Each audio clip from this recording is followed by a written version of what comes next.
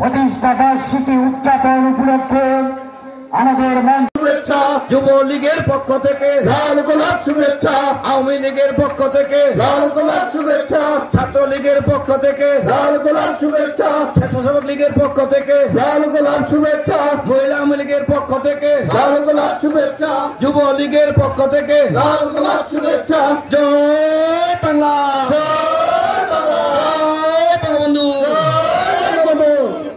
সহযোগী সংগঠনের নেতৃবৃন্দ, যুবলীগের যুগ্ম আহ্বায়ক উজ্জ্বল মালত সহ যুবলীগের নেতৃবৃন্দ, সাংবাদিক বন্ধুরা, ভাই এবং বোনেরা, আসসালামু আলাইকুম। সবাইকে বাংলাদেশ আওয়ামী যুবলীগের 48তম প্রতিষ্ঠা বার্ষিকীতে শুভেচ্ছা জানাচ্ছি। আমার বক্তব্য দেওয়ার সুযোগ নাই, কারণ আমি একটি জানাজায় যাব। নামাজের পরে জানাজা, আমাদের প্রয়াত একজন আওয়ামী লীগ নেতা কমিশনার সাহেবের ভাই মারা গিয়েছিলেন, আমি তার বাড়িতেও গিয়েছিলাম। আমি দু চারটি কথা বলে আমার বক্তব্য শেষ করব।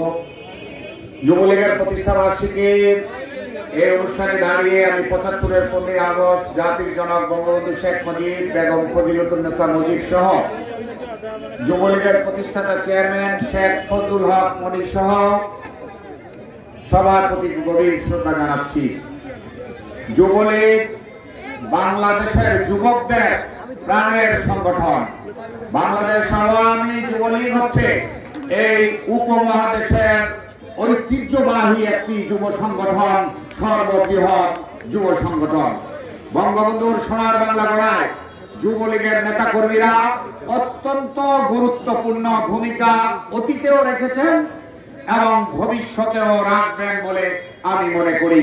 এবং নড়িয়া ঐতিহ্যবাহী একটি উপজেলা, আওয়ামী লীগের উর্বর মাটি। ইতিমধ্যে আমরা আওয়ামী লীগকে সম্মেলনের মাধ্যমে শক্তিশালী করেছি, আমরা ছাত্রলীগের কমিটি করেছি। এই কোভিড-19 না হলে যুবলীগকেও অনেক আগেই আমরা সুসংগঠিত করতাম। স্বেচ্ছাসেবক লীগ, মহিলা আওয়ামী লীগ, যুবলীগ, যুব মহিলা লীগ, প্রত্যেকটি সংগঠনকে আমরা শক্তিশালী করে গড়ে তুলব। কারণ সংগঠন শক্তিশালী করতে হবে। উন্নয়ন আমরা করছি, 2 বছরে দৃশ্যমান। আপনারা দেখেছেন একটি বাড়িও এবার নড়িয়ার মূল ভূখণ্ডের ভাঙে নেই আল্লাহর রহমতে। এই ভাষা সৈনিক গোলাম মাওলা, এখানে আমরা উড়াল সেতু করছি। প্রত্যেকটা বড় রাস্তা দেখেছেন। একটু পরে আমি হসপিটালের যেখানে হবে আমি সেই জায়গাটি দেখতে যাব। আশা করি এই মাসের মধ্যে নড়িয়ায় 50 শয্যা বিশিষ্ট হসপিটাল আমরা উদ্বোধন করব। ডিসেম্বরের মধ্যে বাংলাদেশের সবচেয়ে দৃষ্টিনন্দন সেতু নড়িয়ার উড়াল সেতু আমরা উদ্বোধন করছি। প্রত্যেকটা বড় রাস্তা আমরা শুরু করে দিয়েছি।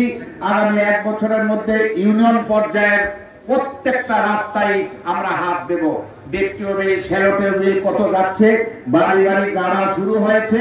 আমরা আশা করি 2 বছর পরেও মাইকিং করলে আর কারো টিউবওয়েল লাগবে না। মসজিদ মাদ্রাসার উন্নয়ন আমরা করছি। সকালে শিক্ষকদের একটি অনুষ্ঠানে ছিলাম। প্রত্যেকটা স্কুলে ভবন করে দিচ্ছি।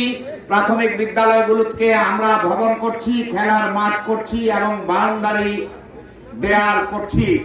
এই কীর্তিনাশা নদীতেও শরীয়তপুর পর্যন্ত 2 পার দিয়ে আমরা সিসি ব্লক করে দেব। আমরা সকল ক্ষেত্রে উন্নয়ন করছি, আমরা সুশাসন প্রতিষ্ঠা করছি। নিশ্চয়ই মনে আছে, আমরা ভুলে গেলে চলবে না। বেগম খালেদা জিয়ার সময় 2001 থেকে 2005 পর্যন্ত বিএনপির দুঃশাসনের কথা কি আপনারা ভুলে গেছেন? আমাদের নেতা তখন তার মাননীয় সংসদ সদস্য কর্নেল শওকত আলী সাহেবকেও নড়িয়ায় তারা আসতে দেয়নি। মাননীয় প্রধানমন্ত্রী জননেত্রী শেখ হাসিনা বিরোধী দলের নেত্রী সুরেশ্বর দরবার শরীফে এসেছিলেন, অনেক নেতাকর্মীকে যেতে দেয় নাই। আমি 3 দিন আগে এসে সেখানে কাজ করেছিলাম। আমরা আমাদের আমলে কোন রাজনৈতিক প্রতিহিংসা নাই, বিএনপির কোন নেতাকর্মীর গায়ে আমরা হাত দেই নাই।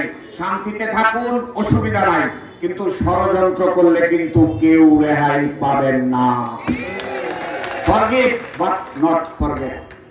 আমরা মাফ করে দিচ্ছি, কিন্তু আমরা ভুলে নাই বেগম খালেদা জিয়া তারেক জিয়াদের দুঃশাসন, আগুন সন্ত্রাস আমরা ভুলে নাই। পেট্রোল বোমা মেলে মানুষ হত্যা করেছে, গাছ কেটে দিয়েছে, শরীয়তপুরের মতো জায়গায় ব্রিজের ফিস প্লেট পর্যন্ত তারা তুলে ফেলেছে। সেই বিএনপি জামাতের দুঃশাসনের কথা মনে হলে এখনো লোম শিহরে ওঠে। গেমের হামলা আমার শরীরেও 24টি স্পেক্টার আছে। আপনারা জানেন মাননীয় প্রধানমন্ত্রী জননেত্রী শেখ হাসিনাকে হত্যার উদ্দেশ্যে বেগম খালেদা জিয়া তার পুত্র তারেক রহমান হাওয়া ভবনে গ্রেনেড মেরে হত্যা করতে চেয়েছিল। আল্লাহর অশেষ রহমতে মানব ঢাল করে আওয়ামী লীগের নেতা কর্মীরা সেদিন জননেত্রী শেখ হাসিনাকে রক্ষা করেছিল। শেখ হাসিনা কিন্তু খালেদা জিয়াকে মারতে চাননি, তিনি জেলেও দেননি। জেল থেকে তাকে মুক্ত করেছেন শেখ হাসিনার দোয়ায়। আজকে খালেদা জিয়া বাড়িতে আছেন। কিন্তু মনে রাখবেন, উদারতা মানে কিন্তু দুর্বলতা না।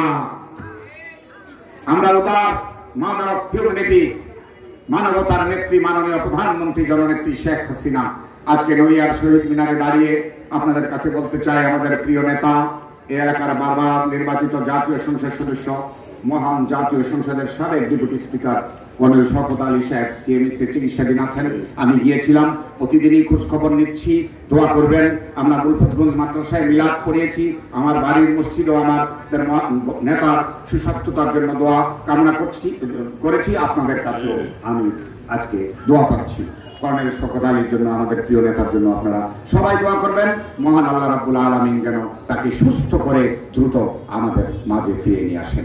যুবলীগ, আমি লম্বা কথা বলবো না, আমি শুধু বলতে চাই, সংগঠন করতে হলে আদর্শ মানতে হবে।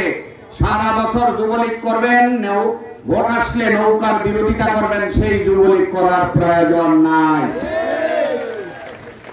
যে যে ইউনিয়নে থাকেন সে সেই ইউনিয়নের নেতৃত্ব দিবেন, সারা বছর ঢাকায় থাকবেন, আর ইউনিয়ন যুবলীগের সভাপতি হবেন, সেটা হবে না। আমরা রাজনীতি করে ছোটবেলা থেকে হাফ প্যান্ট পরা থেকে ছাত্রলীগ করতে করতে বড় হয়েছি। যুবলীগ করার সুযোগ আমার হয়নি, কারণ আমি ছাত্রলীগ করার পরেই ছাড়ার পরেই মাননীয় প্রধানমন্ত্রী জননেত্রী শেখ হাসিনা আমাকে আওয়ামী লীগের কেন্দ্রীয় কমিটির অবজারভার মেম্বার করে দিয়েছিলেন। সুতরাং রাজনীতির বাইরে আমার কোনো চিন্তা চেতনা নাই। আমার প্রফেশন হচ্ছে রাজনীতি। আমি জেনে শুনেই রাজনীতি করি, সিদ্ধান্ত নেই। আমি মেডিকেলে ভর্তি হয়েছিলাম, পড়াশোনা করি নাই, বিশ্ববিদ্যালয়ে পড়েছি। আমি সেনাবাহিনীতে চান্স পেয়েছিলাম। আমি রাজনীতি করব, এটা সিদ্ধান্ত নিয়ে আমি রাজনীতি করছি। তাই রাজনীতির বাইরে আমার কোনো চিন্তা চেতনা নাই। যুবলীগের সবাই বক্তৃতা দিয়েছেন, এটা পুনর্মিলনী সভা, কিন্তু আমরা শুনলাম বর্ধিত সভা। ইউনিয়ন আওয়ামী লীগের সভাপতি সাধারণ সম্পাদক বক্তব্য দিয়েছেন। আমাদের নেতারা কেউ বক্তৃতা দিতে পারেন নাই, কেউ অসন্তুষ্ট না। কিন্তু মনে রাখবেন, সংগঠন করতে হলে সংগঠন শিখতে হবে। আমরা এসেছি প্রতিষ্ঠা বার্ষিকীর অনুষ্ঠানে, যদি বর্ধিত সভা, সেখানে সবার বক্তব্য শুনবো, সেটা আমরা আলাদা কোনো অনুষ্ঠান হবে। আর ফেসবুকে আমি সবার পোস্ট দেখি, সব জায়গার পোস্ট দেন, নিজের এলাকার উন্নয়নের পোস্ট দেন না। তাহলে তারা কি প্রকৃত নেতা? বুঝতে হবে আপনার ইউনিয়নে কি উন্নয়ন হচ্ছে, মাননীয় প্রধানমন্ত্রী রাস্তাঘাট কি করছে, সেগুলো না দিয়ে বরিশাল, চট্টগ্রাম, খুলনা সব জায়গায় যান, আপনি ডাক্তার মেডিকেল সেন্টারে যান না। ওই নেতা হওয়ার কোনো প্রয়োজন নাই। কথা পরিষ্কার। আমি কি বলতে চাচ্ছি, আমি 1 মাস নির্বাচন করছি, নেতারা সবাই আছেন। কার কি ভূমিকা ছিল আপনারা নিজেরাই জানেন। আমরা সেদিকে যেতে চাই না। আমি সবাইকে নিয়ে রাজনীতি করি, সবাই, এভরিবডি। যারা আওয়ামী লীগ করেন, আমার কেউ কর্মী না, সবাই মাননীয় প্রধানমন্ত্রীর কর্মী। আমাদের কোনো গতি বন্দনা করার কোনো প্রয়োজন নাই। আমরা মাননীয় প্রধানমন্ত্রীর কর্মী। শেখ হাসিনার প্রশ্নে আমরা আপোষী। শরীয়তপুরে অনেকেও একসময় মাননীয় প্রধানমন্ত্রীকে সাথে ছিল না, আমি ছিলাম আপনাদের মধ্যে ছোট ছাত্রলীগ কর্মী। শেখ হাসিনার প্রশ্নে আমরা আপোষহীন। সাবেক রাষ্ট্রপতি জিল্লুর রহমান যেটা বলেছেন, শেখ হাসিনা ভুল করেন না, ভুল করবেন না, ভুল করতে পারেন না, তার সিদ্ধান্তই সবসময় সঠিক। আজকে প্রশ্নাতীতভাবে প্রমাণিত। শুধু বাংলাদেশে নয়, আন্তর্জাতিকভাবে সবচেয়ে সাহসী, সৎ, মেধাবী, যোগ্য নেতৃত্বের নাম হচ্ছে শেখ হাসিনা। সততায় সেরা, মানবতায় সেরা, দক্ষতায় সেরা, মেধায় সেরা, সেরাদের সেরা প্রধানমন্ত্রী হচ্ছেন বঙ্গবন্ধু কন্যা জননেত্রী শেখ হাসিনা। বিশ্ব নেতৃবৃন্দ বলেন বঙ্গবন্ধুর বাংলাদেশ বঙ্গবন্ধু কন্যা শেখ হাসিনার হাতে নিরাপদ, আর কারো হাতে নিরাপদ নয়। গর্বে বুক ভরে যায়। পৃথিবীর অনেক দেশে যাওয়ার সুযোগ আমার হয়েছে মাননীয় প্রধানমন্ত্রীর সাথে।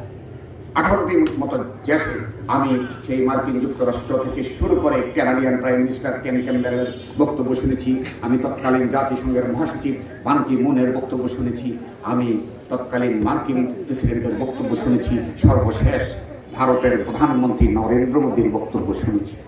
শেখ হাসিনা হচ্ছেন সেরাদের সেরা প্রধানমন্ত্রী। আমরা এই জন্য নিজেরা গর্ববোধ করি। তাই যুবলীগের নেতা কর্মীদের আমি বলবো, আপনারা যুবলীগের আদর্শ উচ্চারিত হবেন, মাননীয় প্রধানমন্ত্রীর উন্নয়নের বার্তা তুলে দেবেন। কেউ কারো বিরুদ্ধে লেখার দরকার নাই। নেতা একজন শেখ হাসিনা, আমরা সবাই তার কর্মী। লাইকিং ডিসলাইকিং থাকতে পারে, কারো বিরুদ্ধে কেউ ফেসবুকে দয়া করে লিখবেন না। সবাই সবাইকে নিয়ে আমরা রাজনীতি করবো। যারা আওয়ামী লীগ করে, আবার নির্বাচন আসবে, তখন যে নৌকা পাই আমরা তার পক্ষে কাজ করব। কিন্তু দলের পথ নিয়ে থাকবেন, নৌকা পেলে নৌকার নির্বাচন করবেন না, এলাকায় থাকবেন না, তাদের পদে থাকার কোন প্রয়োজন নাই। নৌকার প্রশ্নে আপোষহীন থাকতে হবে, শেখ হাসিনার প্রশ্নে আপোষহীন থাকতে হবে, যুবলীগের আদর্শের প্রশ্নে আপোষহীন থাকতে হবে। আপোষহীনতার বাইরে আমরা কোনো কিছু শিখি নাই। আমি কোনো কিছু শিখি নাই, আমি কোনো কিছু বলতেও পারবো না। আমি আর বক্তব্য বানাতে চাই না। উন্নয়ন আমার উপর ছেড়ে দেন, মানুষ দেখবে, বক্তৃতায় বলা লাগবে না।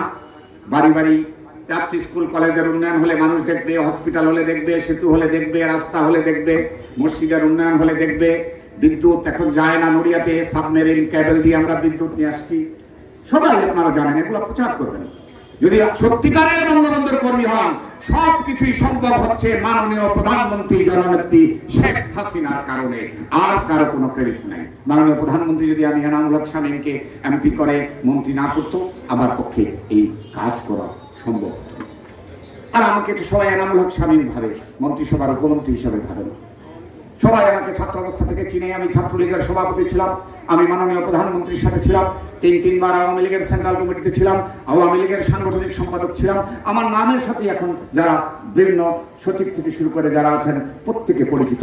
বাড়তি খাতি এমনি আমার এলাকার উন্নয়নের জন্য করে। আমার নিজের ভাগ্যের কোনো পরিবর্তন আমি করব না, কিন্তু নড়িয়া, সখীপুর, শরীয়তপুরের উন্নয়নের জন্য যা দরকার তা করতে কখনো পিছপা হব না।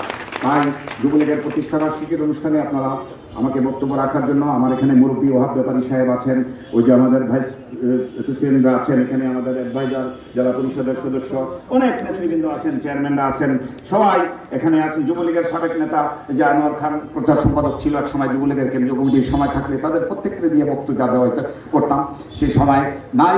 তারপরে একটি সুন্দর আপনারা অনুষ্ঠান করছেন এবং খুব দ্রুত as early as possible যুবলীগের প্রত্যেকটা ইউনিয়ন কমিটি, ওয়ার্ড কমিটি করে আমরা উপজেলা সম্মেলন করে দেব জানুয়ারির মধ্যে। সেই লক্ষ্যে আপনারা প্রস্তুতি নেন। জেলা যুবলীগের সাথে আমার সেভাবেই কথা হয়েছে, আপনারা নেবেন, নেতৃত্বে আনবেন মাদক মুক্ত যারা, যারা সন্ত্রাস মুক্ত, যারা চাঁদাবাজ মুক্ত, তাদেরকে নেতৃত্ব আনবেন। যাদেরকে মানুষ ভয় পায় তাদেরকে নেতা বানানো যাবে না, যাদেরকে মানুষ পছন্দ করে তাদেরকে নেতা বানাতে হবে। যারা চাঁদাবাজি করবে, যারা সন্ত্রাসী করবে, যারা মানুষকে কষ্ট দিবে, তাদেরকে যুবলীগের নেতৃত্বে আমার কোনো প্রয়োজন নাই। দেখছেন না মাননীয় প্রধানমন্ত্রী কত কঠোর।